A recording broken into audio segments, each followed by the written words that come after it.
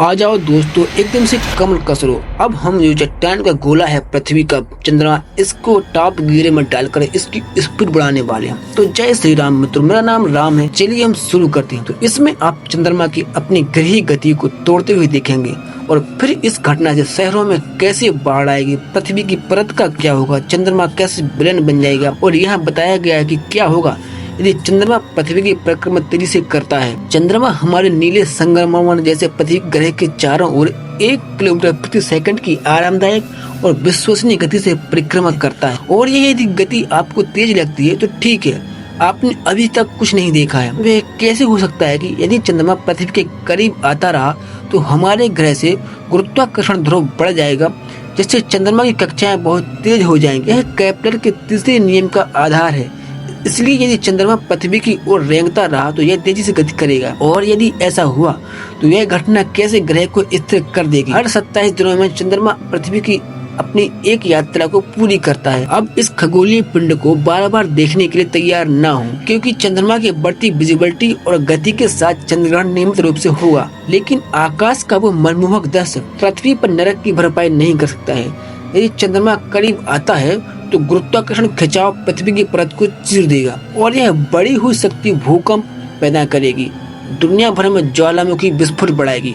और आपको लगता है कि गर्मी से बचने के लिए समुद्र के किनारे ठंडे हो जाएंगे, तो मुझे महासागरों के प्रवाह के बारे में समझाने दीजिए। तरफ महासागरों की गति क्या रहेगी। चंद्रमा की कक्षा पृथ्वी के गुरुत्वाकर्षण और सूर्य के कारण जैसे जैसे चंद्रमा करीब आएगा, समुद्र का ज्वार बहुत बड़ा हो जाएगा। हम कितना भी बड़ा बोल लें, लेकिन वो औसत से 8 गुना अधिक होगा। तटीय शहरों में बाढ़ आ जाएगी और कुछ द्वीप दिन के अधिकांश समय में भी पानी में डूब रहेंगे।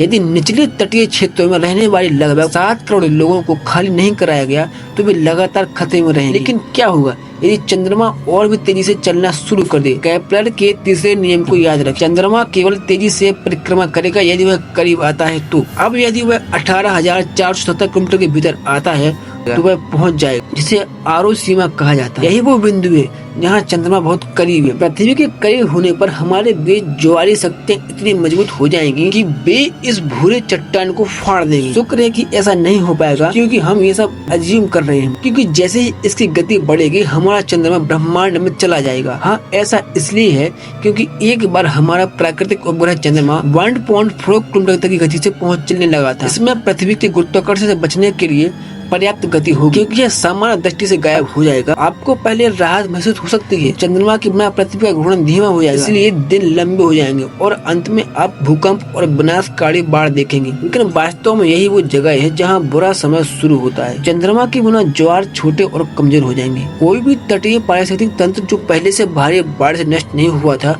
अब ज्वार के टच के बिना पूरी तरह से उलट जाएगा। जो जानवर भोजन पर निर्भर हैं, आमतौर पर समुद्र में तैरने वाले स्रोतों को जीवित रहने के लिए पोषक तत्व उनको नहीं मिल पाएंगे। चंद्रमा की रोशनी के बिना रात में घूमने वाले शिकारियों को एक सफल शिकार करने में कठिनाई होगी। इससे भूमि और समुद्र पर जीवों के बड़े पैमाने पर विलुप्त होने की घटना हो सकती है और पृथ्वी पर जीवन समाप्त हो जाएगा। इसे सिक्के के कोण पर अगर फ्लिप किया जाए तो क्या पृथ्वी का ग्रह का झुकाव लगभग 23 डिग्री 12 मिनट होगा। इसकी कक्षा का ये कोण ऋतुओं को ठीक ठाक बनाता है, लेकिन यह चंद्रमा का गुरुत्वाकर्षण है जो इस झुकाव को आगे बढ़ने से स्थिर करता है। इसलिए इसकी ऋतुओं मौसम के पैटर्न को रोक सकती है और समय के अंत तक अपनी जगह पर बनी रह सकती है। लेकिन अगर झुकाव अच्छी तरह से बढ़ गया तो इससे पीक मौसम की स्थिति पैदा हो जाएगी और एक बार फिर पृथ्वी बर्फ के युग में वापस जा सकती है। हाँ, एक तेज चंद्र कक्षा पृथ्वी पर सभी जीवों को तेजी से विलुप्त कर सकती है। कैसा लगा आपको हमारा ये कॉन्सेप्ट। इसमें हमने आपको बताया है कि अगर चंद्रमा की गति बहुत तेज बढ़ जाएगी तो पृथ्वी पर क्या क्या होगा। तो वीडियो अच्छी लगी तो इसको लाइक और चैनल को सब्सक्राइब जरूर करें। कमेंट में अपनी राय देना मत भूलें।